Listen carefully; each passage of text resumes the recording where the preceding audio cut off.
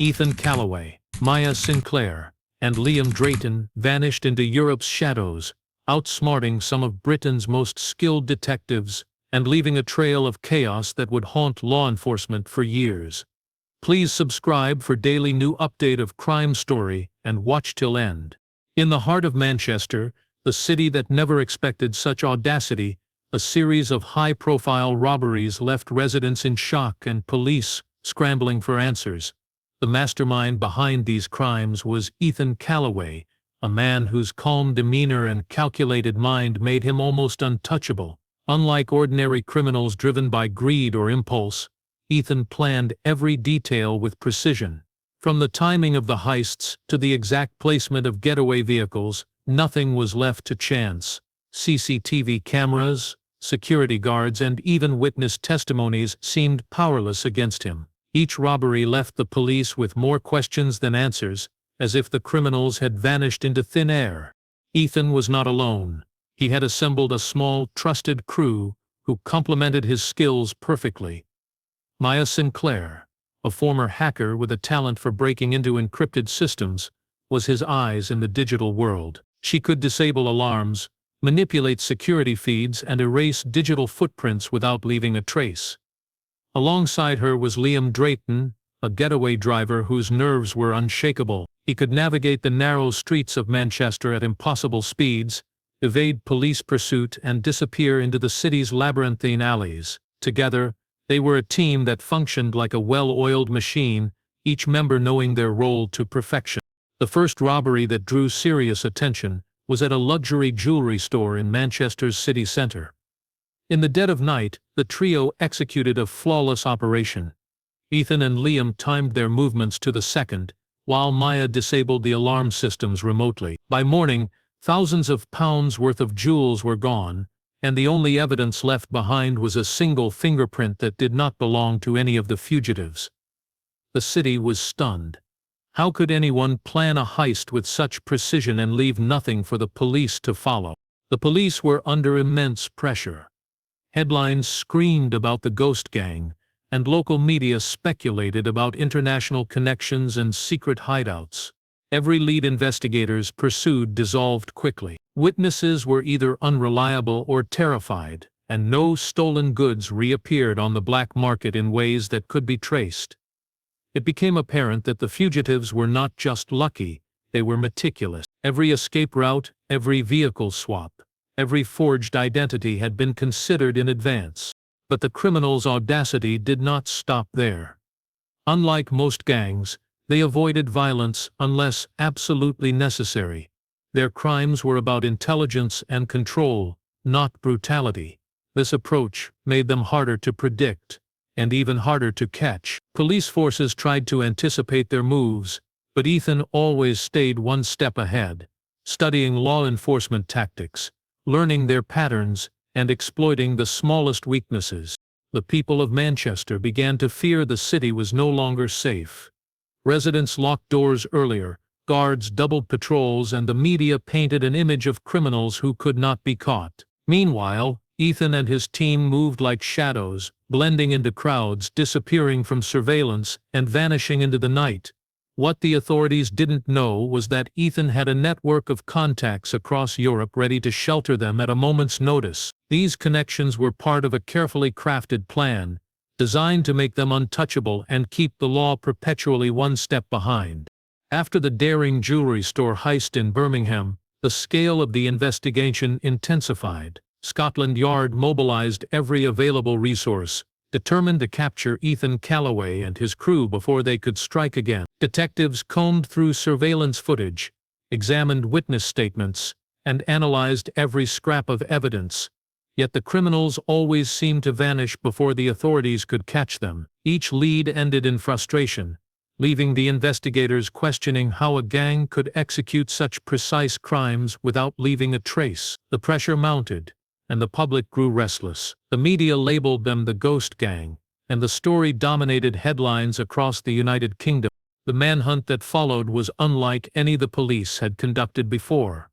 Officers mapped out every possible route the criminals might take, interviewed anyone who might have been in proximity to the heist, and monitored known criminal networks. Yet Ethan and his team were always ahead. Maya Sinclair's hacking skills allowed her to intercept police communications, reroute digital tracking, and provide early warnings of any approaching danger. Liam Drayton switched vehicles multiple times during the chase, using back alleys, underground car parks, and hidden passages to evade capture. Even Ethan, the mastermind, moved with extraordinary foresight, anticipating law enforcement tactics and adjusting his plans accordingly. What made the manhunt particularly challenging was the fugitives' understanding of human behavior.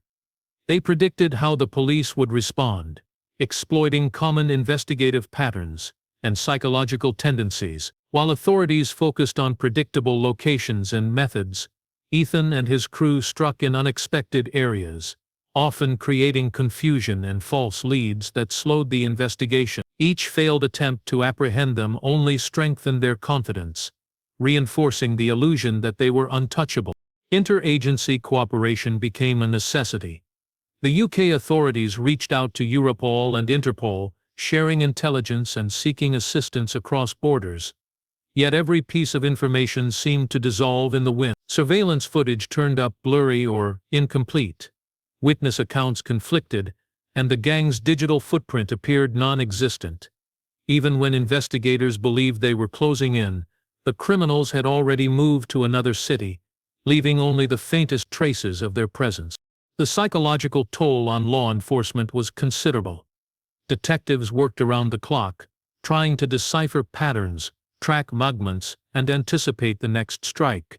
The public demanded results, and each day without an arrest intensified scrutiny. Rumors circulated that the gang had connections to European crime syndicates, but nothing could be confirmed. Every time the authorities uncovered a minor clue, it led only to more questions, deepening the mystery and heightening the suspense surrounding Ethan and his crew.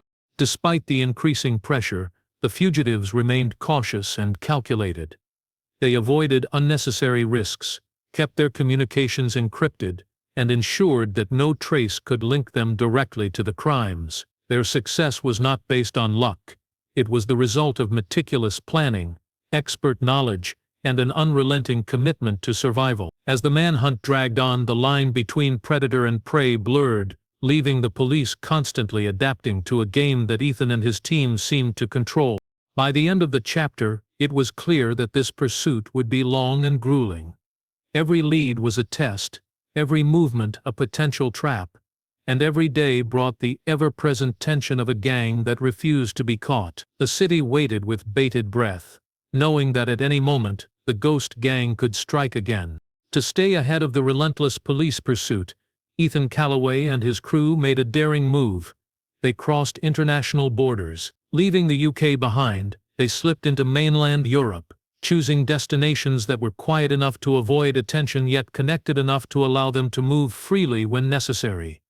Spain became their first refuge. Along the sun-drenched streets of Marbella, they blended seamlessly with tourists and locals alike, renting a secluded villa tucked away from prying eyes. By day, they appeared as ordinary residents. By night, they planned their next moves, constantly monitoring news reports and police updates from the UK. Maya Sinclair proved invaluable during this period. Using her hacking skills, she created false identities, scrambled digital tracking, and intercepted law enforcement communications. She monitored social media and local news, alerting the team immediately if anyone mentioned unusual activity or sightings.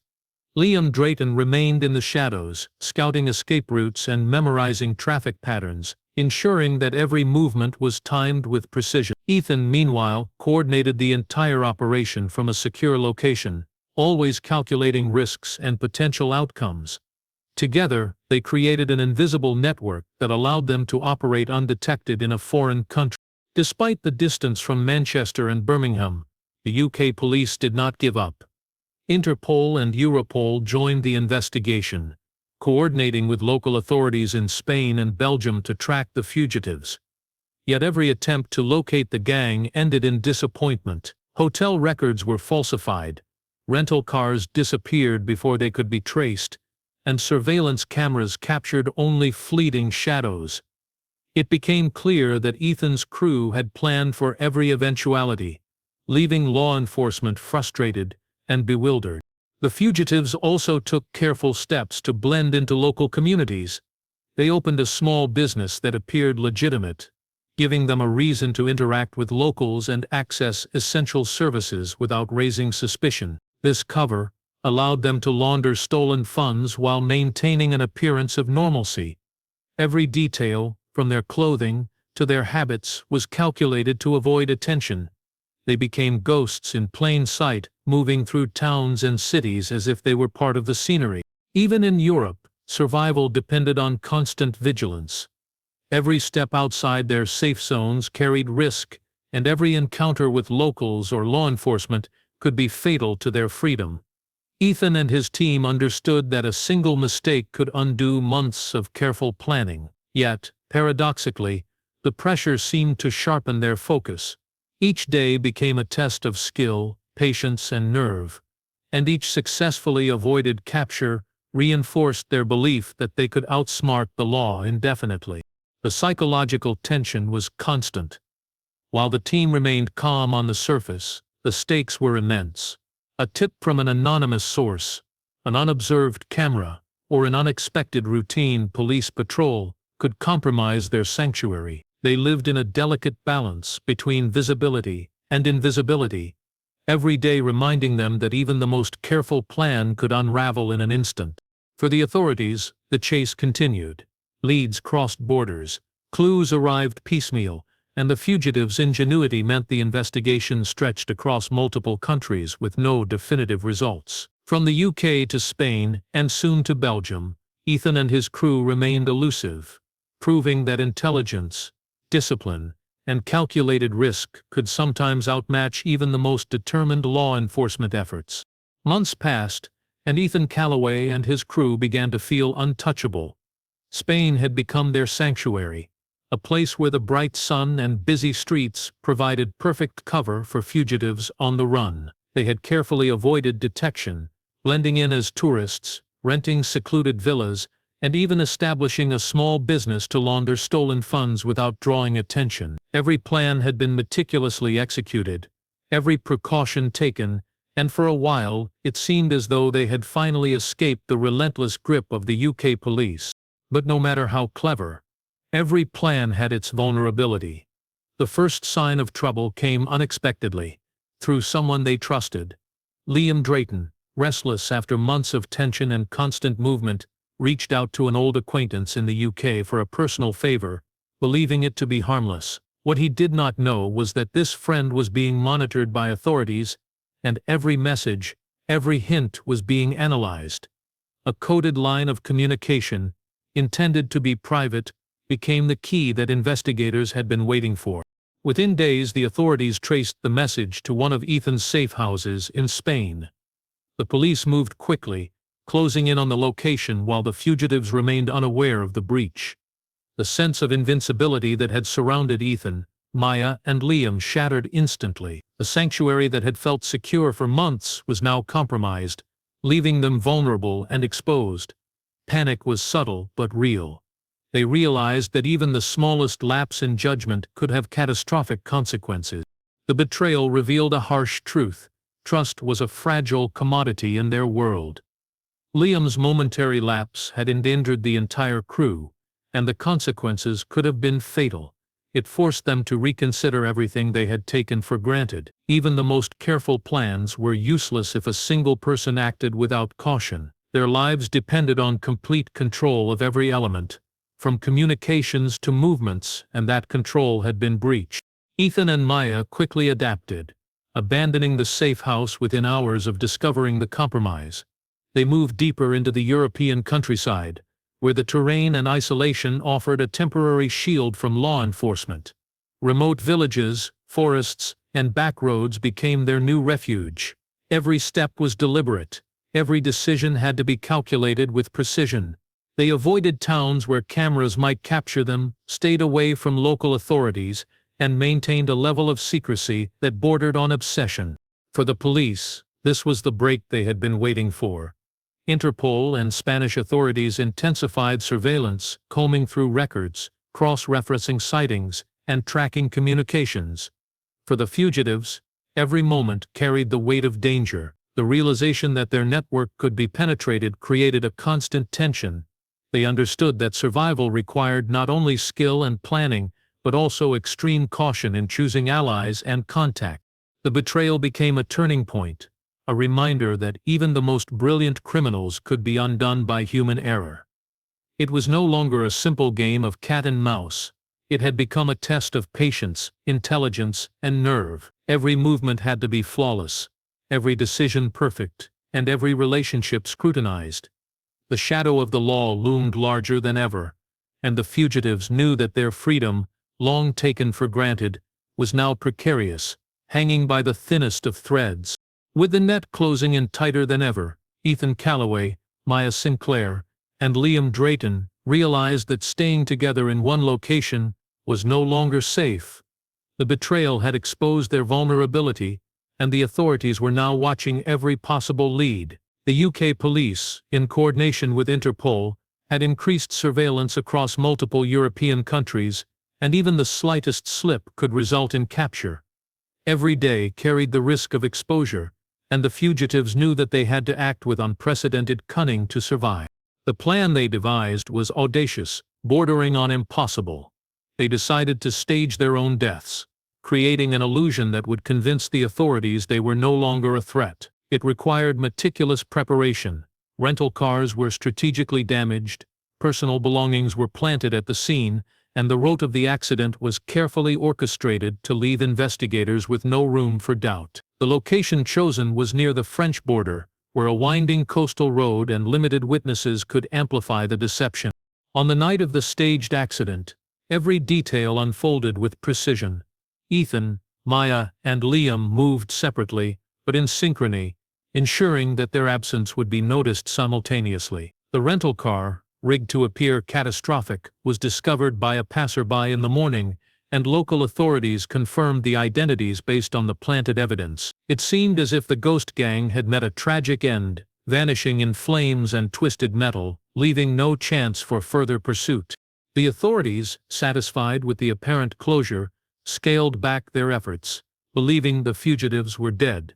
This temporary lull offered the crew a rare moment of breathing room, but they knew that complacency could be fatal. Every day, they remained cautious, moving through towns and villages only when necessary, always aware that someone could recognize them or uncover a clue that would reignite the chase. Their existence had become a delicate balance between freedom and invisibility, each action carrying life or death consequences.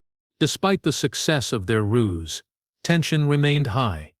They could not entirely trust anyone, and every interaction was measured.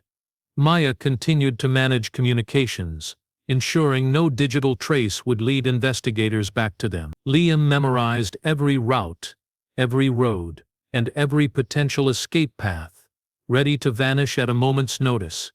Ethan orchestrated the entire operation with a calculated calm, fully aware that their freedom relied on discipline, timing, and the unbreakable coordination of their trio. Even in this period of relative safety, the psychological strain was immense. The fugitives were constantly on edge, aware that discovery could happen anywhere, at any time. Their past crimes cast a long shadow, and the stakes of exposure weighed heavily on them. Every day reinforced the lesson that survival was not about luck, it was about intelligence, foresight, and the relentless application of skill. By the end of this phase, it became clear that their audacity had granted them temporary freedom, but it came at a cost. The fugitives had to remain vigilant, cunning, and disciplined, knowing that the law could return at any moment. The staged deaths bought them time, but the game of cat and mouse was far from over. Their freedom was fleeting, fragile, and precariously balanced on the edge of discovery.